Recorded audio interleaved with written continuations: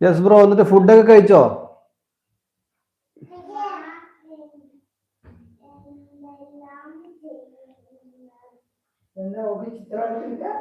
ആ അതുണ്ട്.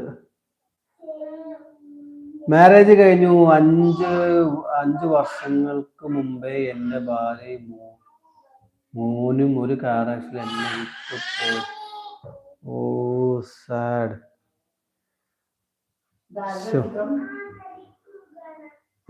ഓക്കെ, അതൊരു കാർട്ടൂണാ. മായാവി. മായാവി. ആ ശരി ശരി ശരി, അത് എല്ലാം ജല്ലി ചാലിക്കും. ഓക്കെ.